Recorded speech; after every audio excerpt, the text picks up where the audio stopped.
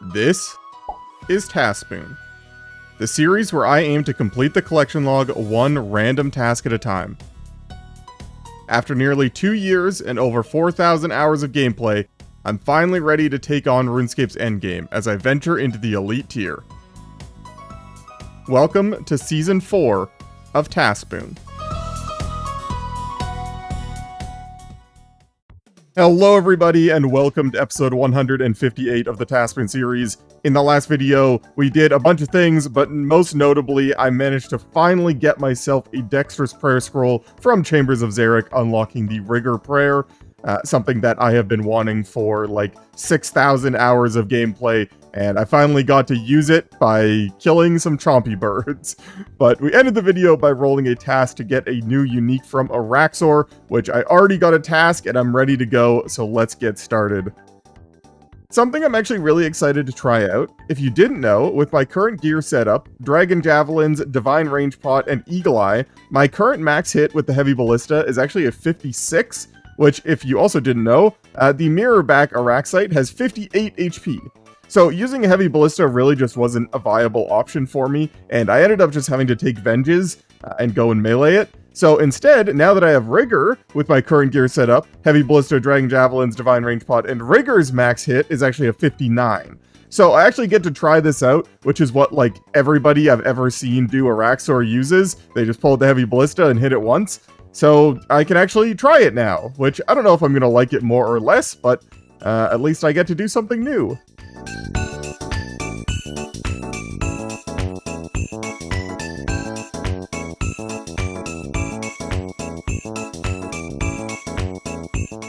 Hey, perfect Araxxor, nice. And a late clue, let's go.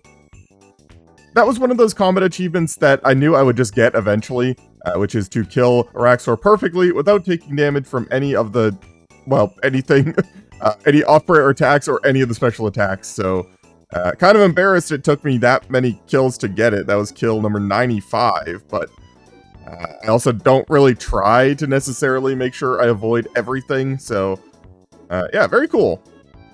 I will say, when I first started killing Araxxor, I really didn't like the boss, but now that I actually have access to the easy, sort of lazy way of doing it, where, for starters, I'm killing the Mirrorback Araxxite with the Heavy Ballista, which is just super easy, and I've also learned that, and I will demonstrate right now, you can actually use the red Araxxite to kill the green egg, and then when it's supposed to spawn, it just doesn't do anything. I don't know if this is an intended mechanic or not, but if you position Araxxor just right and you stand in the right spot, you'll notice this Ruptura, the red Araxxite, when it explodes, will deal 64 damage to this egg, which isn't quite enough to actually kill it, but it essentially has done 64 damage to the Araxxite inside of it as well, which is enough that when it comes out, it's just not there, which you'll see after this next auto attack, hopefully, if I time this right. So you see it just disappeared.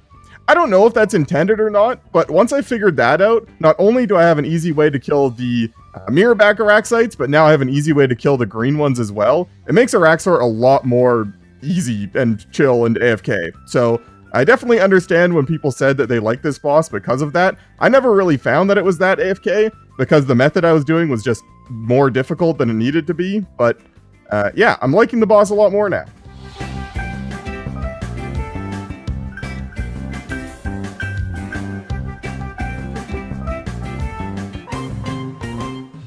Finally, yes, dude.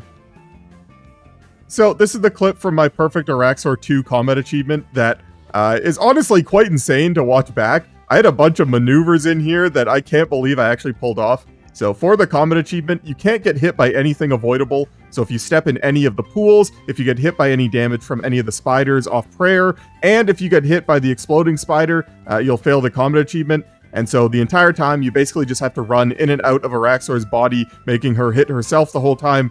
And I just couldn't believe how hard this actually was. At first, I started just trying this every time I had a perfect kill going, because you need to have a perfect kill leading into this as well. And then in phase 2, you also aren't allowed to hit the boss. So as you can see, there's a lot going on.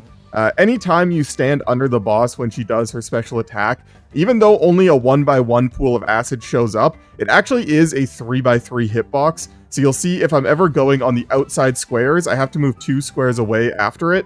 And yeah, there's just a lot going on. I had to kill the mirror back mid-kill, which was pretty awesome. I didn't actually think I'd be able to do that.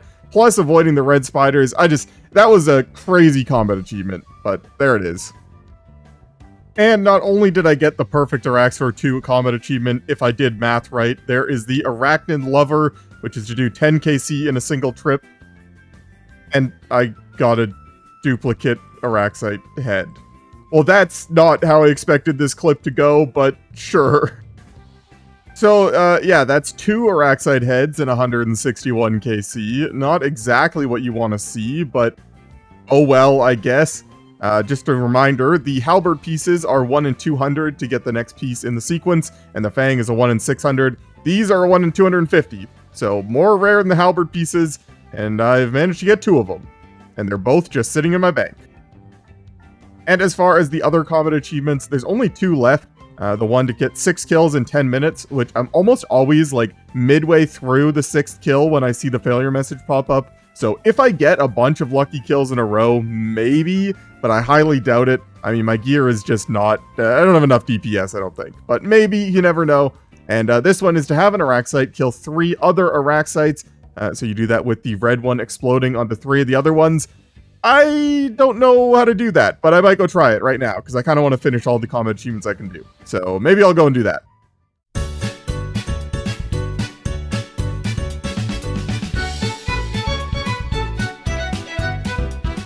There we go. Turns out it wasn't actually that hard at all. I just needed to not kill the boss and just set it up properly, and yeah, I just did it the first try. So, cool. Last one we have left, like I said, is just that speed one that I can't really go for. So, cool. Hey guys, real quick, if you're enjoying the video, don't forget to leave it a like. And while you're down there, make sure you're subscribed so you don't miss out on the next episode. Thanks.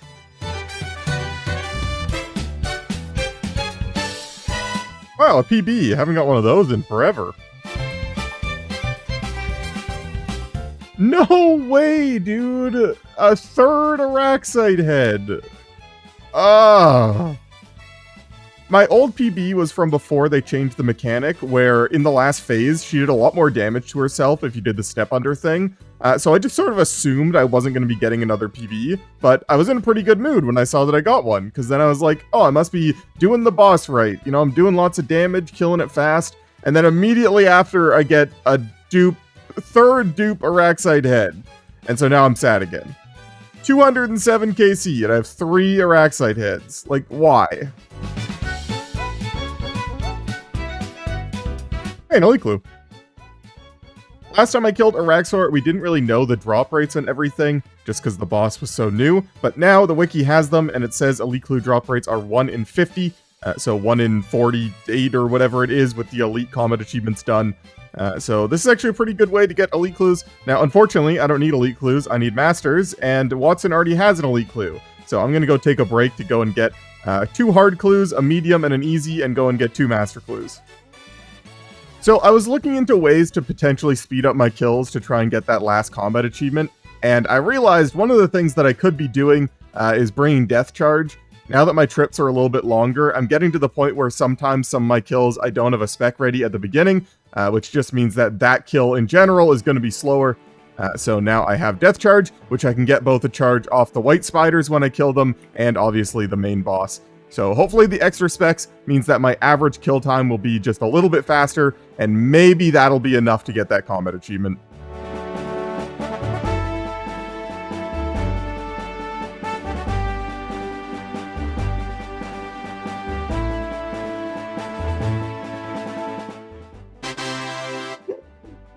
Let's go! Oh my god, yes. We've done it. And it was the one I wanted. Let's go. Man, I had to like do a double take on that one. It wasn't until I saw that it was worth 50 mil that I realized it was the Fang, because it looks like, I don't know, maybe it's just my brain, but like it looks like the same shape as the blade for the halberd piece, and my brain just assumed I would get the more common one first, but let's freaking go, man. Araxxite Fang, 273 KC. Heck yes, dude. I went to record a clip of me making the amulet, but I forgot that I actually have to dismantle the torture because I have my ornament kit on. So rip torture ornament kit. I do love the skull, but obviously it's not worth the worst stats. So yeah, dismantle that, use the fang on the torture. Yes, it will consume both. That's actually a cool animation. Oh, you really just slam the two together. Oh, that's so funny. Wait, what? I'd never do that. That's so awesome. Wait, what the heck? I wish more things had an animation like that. There it is, Amulet of Rancor. Let's go.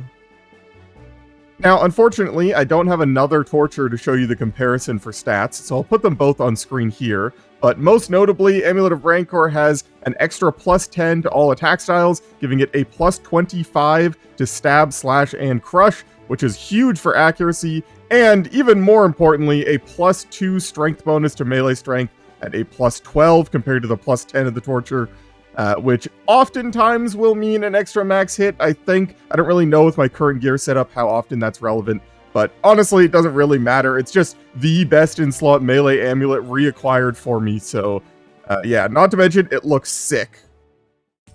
And who knows, maybe one day I'll be able to get the cool silver variant of it too, which I believe you need like all of the drops. I think you need the pet, the halberd, obviously the amulet. I think you need an Araxxor Slayer helm. I don't think you need the jar, but yeah, you need pretty much every other drop, and then you go and do this whole thing, and sort of like an Easter egg, but makes a really cool silver variant of it that I would love to get eventually, but yeah, there we go. Rancor acquired. It looks so freaking good, man.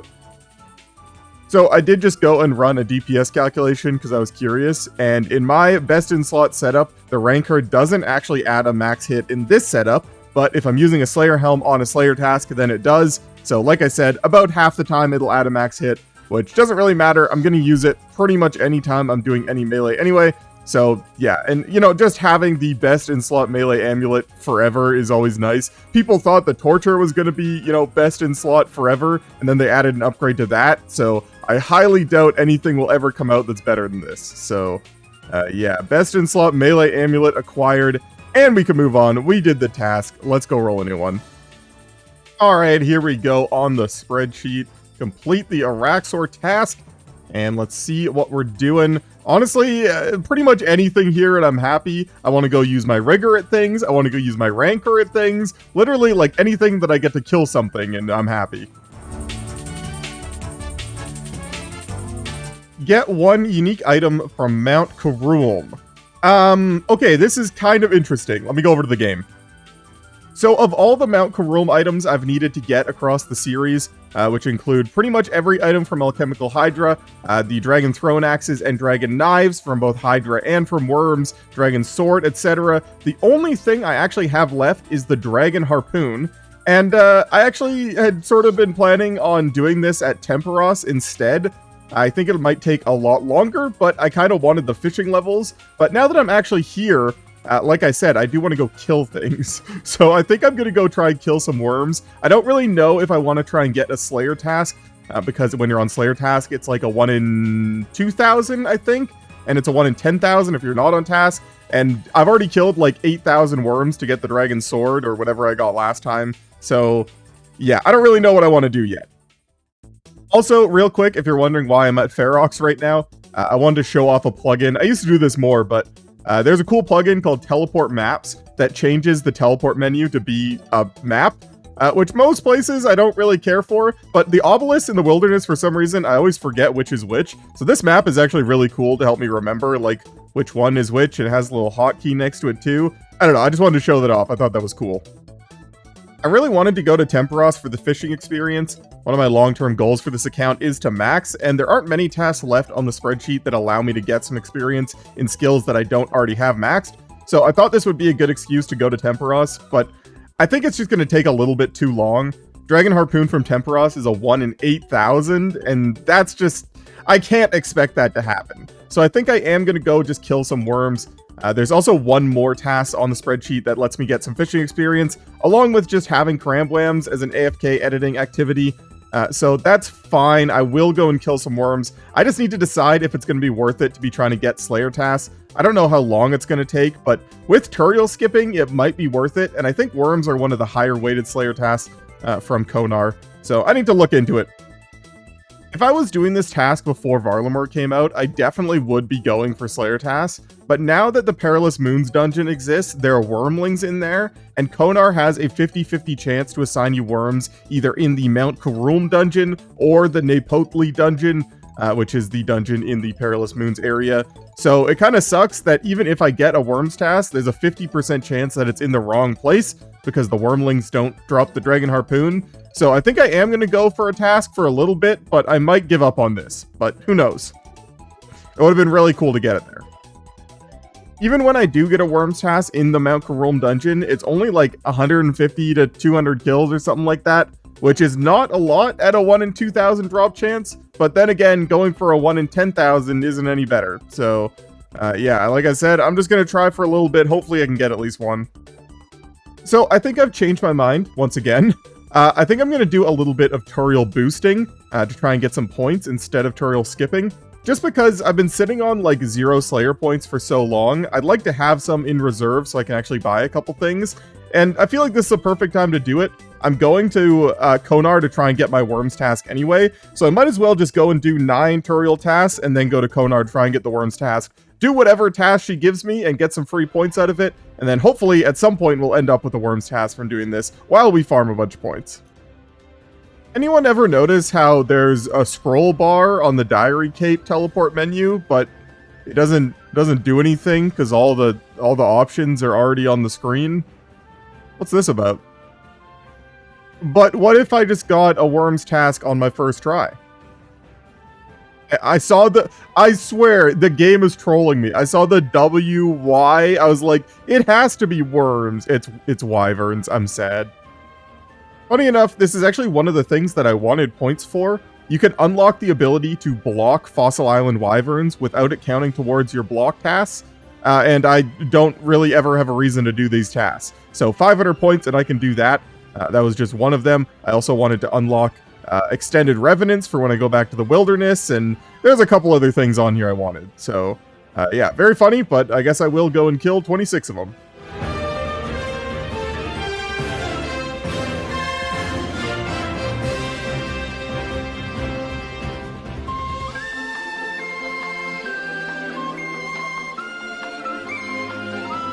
I do have to say, the extra accuracy and damage from Rigor, even for something as sort of easy or low level as Turiel boosting for points, is so nice and so extremely noticeable.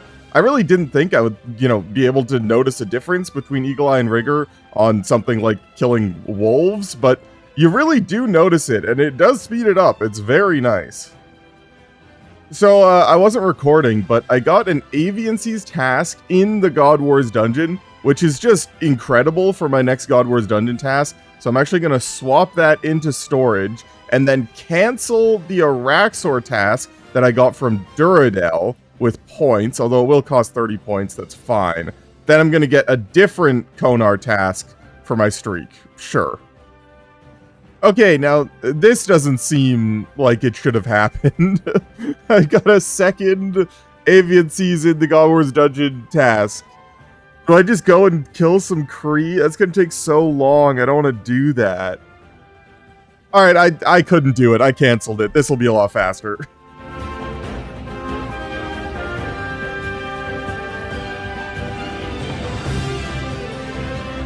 See, now that's the kind of task I'm looking for. It was like 25 minutes. I got 27,000 Slayer XP. Not that it matters. Got a superior, 7 brimstone keys. I mean, that was great. And now I have 500 points, so I can block Fossil Island wyverns with the thing. And I think I'm going to end up doing 50 more, or well, in this case, 41 more tasks to get to the 100 streak, get those extra bonus points, and then we'll just go to Turiel skipping, unless I get it right now. Okay, no. Where is that? Apparently, this is the dungeon with the Moxliaddle, the new ice dungeon, and these are the chilled jellies. Never killed them, but 129 of them shouldn't take too long, so let's just go do it. Just in case anyone was wondering, I decided to do this task just because I had never killed this enemy before, and I wanted to see what it was like, but don't do it. It's a mistake. It's not in multi, so you can't barrage them to make it go quicker, and you can't AFK Venator bow them, and it's just a bad task. Don't do it.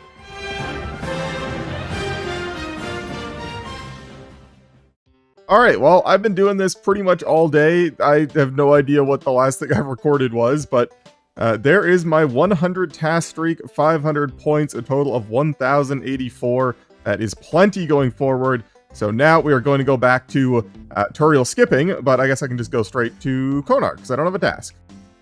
Or maybe I won't have to skip anything, because I'll just get them on the first try. What is going on? What? Why?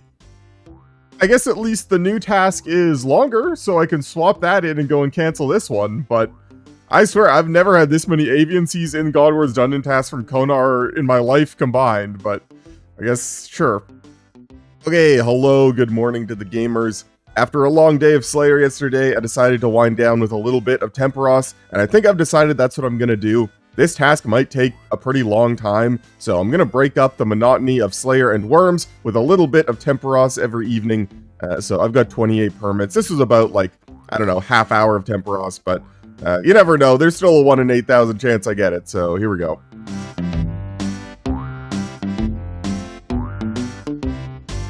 Alright, I didn't get it, but I do have to say that's the first time I've used the big search option where you use 5 permits at a time, and what a lifesaver that is, because searching the rewards pool took so long. I'm very happy with that change. Hey, there we go, 134 worms in the Kurulm Slayer dungeon, the Riiight Slayer dungeon as well, very nice. 134 is not a lot, but I'm going to be using Bracelets of Slaughter, trying to extend that as much as possible. So yeah, let's do it. Alright, here we go. A 1 in 500 chance to hit the worm unique table, and then a 1 in 4 chance for it to be the harpoon. I don't really have any expectations for this task specifically, but it would be nice. Let's just do it.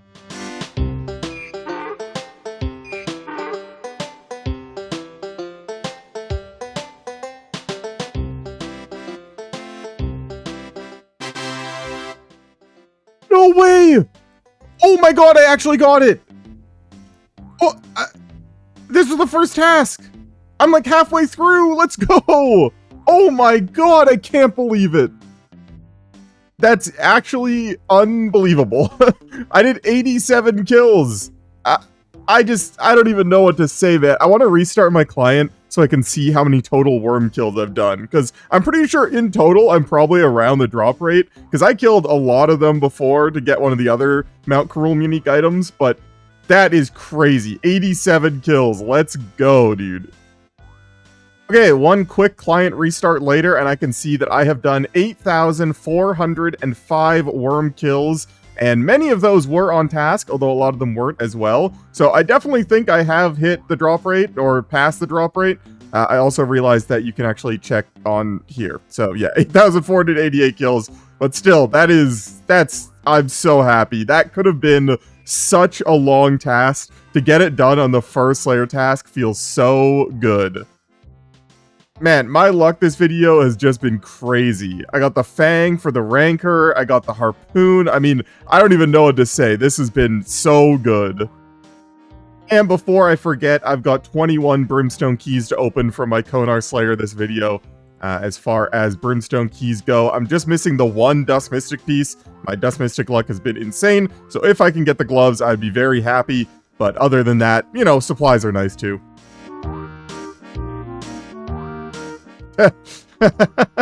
Oh, okay, well, my luck isn't that good. I did get a dupe, but there is another Dust Mystic piece. That's very funny. 19 more keys.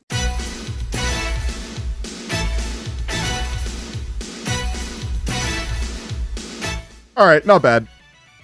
I'm not gonna lie, I'm almost, like, disappointed with how quickly I got that. Like I said, I did want to get some fishing XP, so I think before I roll a new task, I'm gonna go and finish this fishing level. It should only take, like, just over an hour, so, yeah. Be right back. And I get to use my new harpoon for specs. Hey, there we go, 94 fishing. I was definitely paying attention. Sorry if you can hear the fireworks outside, it's Halloween right now, but yeah, there we go. So I've actually been doing a lot of fishing. If you look up on the top left there, 7,000 fish caught. And that's because I needed to do some editing anyway, and I figured now is a good time to do it. I'm already ready to go AFKing some fishing. So I've just been doing that, and I still have a bit more editing to go, but I just wanted to record this before I forgot. I actually have a smoldering stone in the bank that I've been keeping here for, it's been like 18 months or something that this has just been sitting in the bank that I can actually put on my harpoon when I go back to Temperos. And that way I'll have the infernal harpoon, which can cook the fish as you catch them, which is really nice for both points and experience. Now, I'm not going to do it now because I don't really want to waste charges if I end up going and fishing like, I don't know, sharks or something. But next time I go to Temperos, I need to remember that I have that. Alright, done with all my video stuff. I did end up fishing like 8,000 Karamons, so maybe next time I need to AFK, I'll just go and cook some of these, but yeah, before we move on, I do have a master clue and then enough clues for another master clue, so I'm going to go do both those, and then we'll go roll a new task. I accidentally clicked on the casket when I was trying to read the next clue, but I didn't get anything, so it doesn't matter. But now all my loot's going to be on this stupid island because my inventory's full. Ah, well. Okay, hear me out, Jagex. A massive storage unit next to Follow the Bard that holds all of the Follow the Bard clue step items. Think about it. Big storage unit. I want like one of those storage crates, those big metal crates you see. I want to see one of those next to Fallow. Wow, would you look at that? I didn't click on the casket this time. Go me. Alright, new task. Let's do it. I still can't believe how fast that task was. I mean, obviously I did the 100 Slayer task before it, but then like 87 KC, that's crazy. But anyway, complete the task, and let's see what we're gonna go do next. Get one unique from Forestry. Okay, so this is the exact reason I didn't want to get 99 woodcutting, because I knew there were still some of these on the spreadsheet, but I do have a plan for this, so let's go over to the game. So as far as Forestry uniques go, I have exactly 3 left, and all 3 of them are just a random drop chance from one of the events. The Trapper event for the Fox Whistle, the Pheasant Egg event for the Golden Pheasant Egg, and the Dryad Girl for the Petal Garland. So I just need specifically those 3 events. I really don't even care about Anima Infused Bark, because that doesn't really help me at all. And there was a new forestry method sort of discovered recently that I want to try out that I've never done before, which is why I'm off in the very corner of the map here, which I bet you didn't even know there was a singular magic tree here, which this is the tree that I'm going to be cutting. The way forestry events work is whenever a tree gets cut down, it has a random chance to spawn a random event. And that chance is scaled with the tree level, so the higher the tree level, the more likely an event is. Capped off at magic trees, because redwood trees can't spawn forestry events, so magic trees are the highest level tree you can use. Anytime you click on a tree to cut it, an invisible timer starts, which you can actually see on the tree right there. I have a plugin that shows me the timer, and as soon as that timer runs out, the next person to successfully chop a log will despawn the tree, and then therefore have a chance to spawn a forestry event. Now, obviously, as you can tell, the tree timer goes down at normal speed. So me just cutting one tree at a time is not going to be an effective way to spawn forestry events. But what somebody figured out is, if you hop worlds while cutting a tree, which I will do with my quick hopper, that timer continues to go down. I don't know why, but it just doesn't recognize that you've stopped cutting the tree. So right now, on the previous world, that tree's timer is slowly ticking down. And what the method is you just click on the tree, and then as soon as you see the timer start, you hop worlds. And you do this for about 20-25 worlds, as long as it takes about 3 minutes and 50 seconds of world hopping. And then at the end of that cycle, you go back to the first world that you started in, cut the tree once, which it'll cut it down because the timer will have ran out, and then you'll have a chance to spawn a forestry event. And you just do that throughout each of your worlds, do all the events that you want, skip the ones you don't want, and then repeat. So now, if I did this correctly, hopping back to the first world that I started in, I'm going to try and chop this tree, and the first log that I get will cut the tree down, as you saw, and unfortunately, there was no forestry event, so I just hop to the next world. And I just do that over and over again.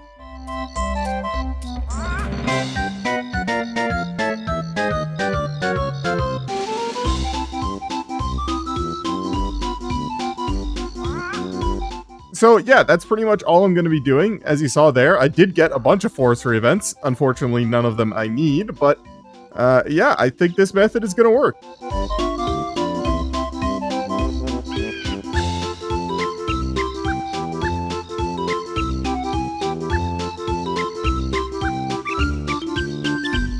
One really interesting thing that I just learned while looking up the drop rates of the items I'm after, 2 of the 3 of them, being the golden pheasant egg and the fox whistle, both scale with woodcutting level. So the higher woodcutting level you have, the more likely you are to get it from the event. So getting 98 woodcutting is actually very good, essentially maxed without actually wasting XP. The dryad, the petal garland is just a 1 in 50 from each event. So a 1 in 50 for the petal garland, a 1 in almost 45, I think, for the fox whistle, and then it's like a 1 in 1350 or something for the golden pheasant egg, but obviously you do a lot more of those because you have a chance on every time you pick it up to get one. So yeah, I originally thought this was going to be a very long task, but with this method and the new information of the scaling drop rates, this might not be too bad, hopefully, maybe.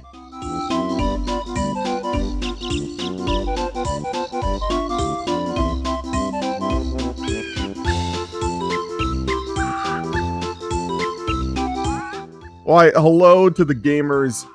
Figured I'd record a little update here. It's been like a day and a half of doing just world hopping forestry, and I realized there really isn't much to show you guys. It's really just the same thing over and over again, but figured I'd record a little update here. I have gained about 320,000 woodcutting experience from doing this, which means that I am 300k away from 99, which is kind of cool. And other than that, nothing has really happened, because the only interesting thing that could have happened would be getting the item, and you would have seen that by now. So, yeah, I'm just gonna continue. I guess the only other change I've made is I did come over to this tree instead of the other one off in the corner. There was someone else doing the same thing on the tree that I was on before, and I didn't really feel like changing the worlds that I was on, so I decided to just come over here. And not to mention, this is closer to a bank and the spirit tree for if I need to bank my logs if I don't get a leprechaun event. That way I can at least keep my magic logs that I'm getting. So, yeah, now I'm over here. So I had to change trees again. There was someone there, like, actually just using that tree for woodcutting and hopping worlds when it went away, and it was kind of annoying me.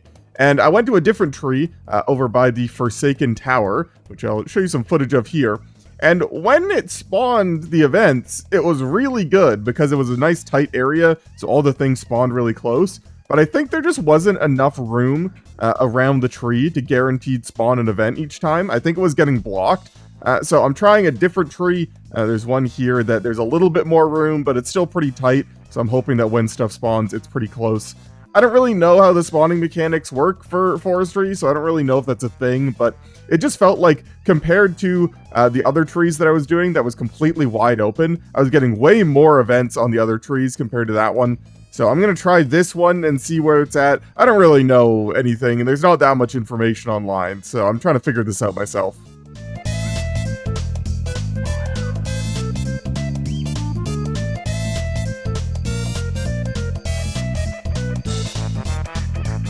Okay, so I definitely think this spot is the play. There's been so many of these Freaky Forester events where, like, all of the nests are within one tile of the guy, which just makes it so much more efficient.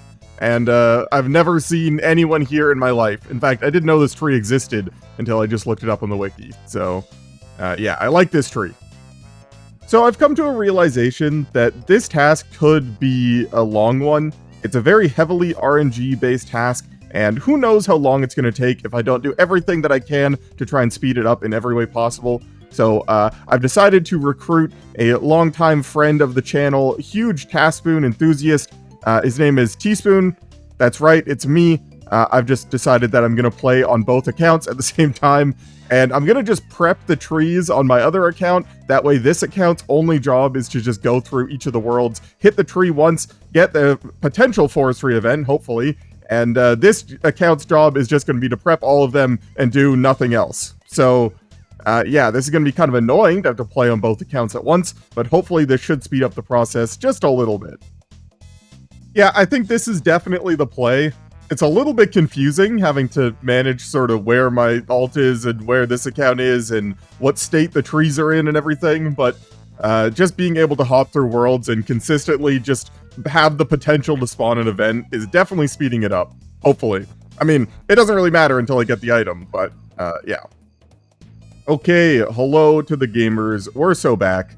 I've been doing this for quite some time now, and unfortunately, I really hope that it wouldn't have come to this, but I am in fact going to get 99 woodcutting on this task. Which is cool, you know, another skill done to max, very nice, but that does mean that I've gained over 600,000 woodcutting XP here at around 30k an hour.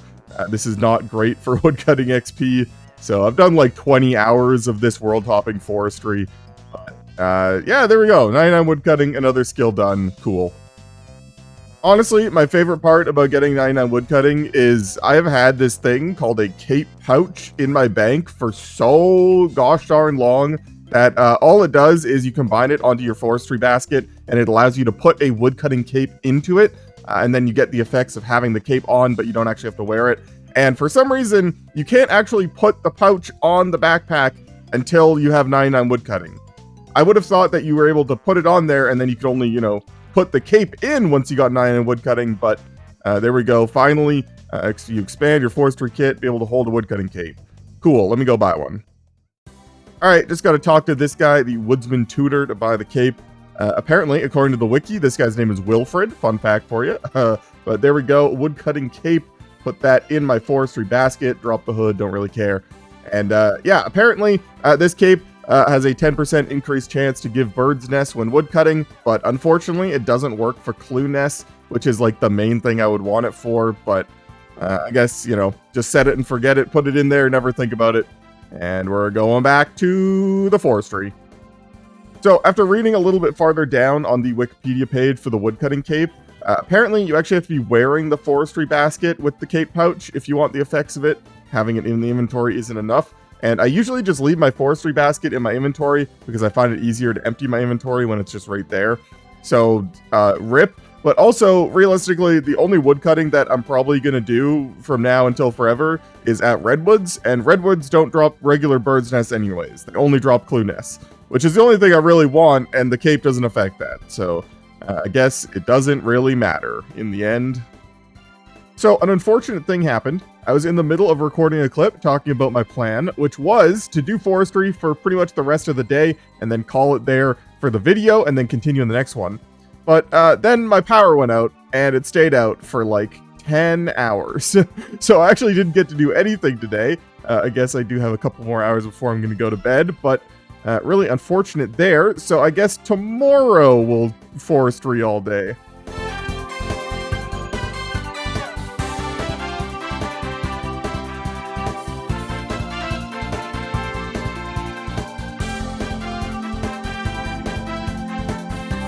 So unfortunately, it's kind of hard to keep track of how many events I've actually done. Before, I was using the in-game chat message where it says, like, the Dryad left you a gift or something, and because of my chat filter settings, it would have a little bracket on how many times it showed up. So I was using that to track how many times I had each event, but that got reset when my power went off and I had to relaunch my client. So now I'm just going to go off of a rough estimate, assuming that all 3 events that I need happen about an equal amount of times, and they're all about the same drop rate. Now, the feathers is a little bit different because it's a much rarer drop rate, but you get a bunch of opportunities for it. But I did the math, and it's about the same. They're all about a 1 in 45 to a 1 in 50 chance per event. So assuming that I've got an equal number of them, I've probably gone about half the drop rate per event, which means that I'm at about 1.5 times the drop rate overall, which means that I definitely should have seen an item by now, but yeah, like I said, we're just going to finish up this day, then we'll wrap it up. So it turns out what I just said may have been sort of right, but it was also like entirely wrong. I was operating off the assumption that the tail feathers were a 100% chance when you picked up an egg, you also got a feather. But turns out that it is a flat 50% chance to get a tail feather every time you pick up an egg. So I've actually handed in 2 times as many eggs as I have tail feathers here, which would mean that I'm actually at like 3 times the drop rate instead of 1.5 times the drop rate. So yeah, that kind of sucks. All right, well, I think that's going to have to do it. It's actually Wednesday morning right now, and there is a new update that introduced a new quest, the Curse of Arav, and a few other things that I want to go over in the next video, but I'm just going to call it here. I ended up doing about 800,000 woodcutting XP worth of forestry here, which, like I said before, the XP per hour here is actually really bad. Only doing the few events that I am, I think I'm getting like 35k XP an hour. I probably spent about 25 hours doing this method over the course of, well, 4 days if you include the one that I didn't have any power, but yeah, we're going to end the video here. In the next episode, we'll continue with this and we'll go over the new update. I hope you guys enjoyed the video, and if you did, don't forget to leave the video a like and check if you're subscribed. Maybe leave me a comment while you're down there. Maybe consider joining as a channel member. The lowest tier is only $2 a month, and it really helps me out. And yeah, all those things help my videos with the YouTube algorithm, so if you can do any of them, I really appreciate it. And yeah, that's going to do it for me. I'll see you in the next one. And I want to give a big thank you to all of my channel members, but a special thank you to my Tier 3 Big Spoon channel members, Alchemist BTW, Jack Staumer, Zach Martin, Luxitaire, Tony Adkins, Dolph, Fading Shadow, Mondeep Bassi, and Frank Chandler. And if you want to see your name here in the credits for the rest of the season, consider becoming a channel member. The lowest tier is only $2 a month, and it really helps me out. Thank you.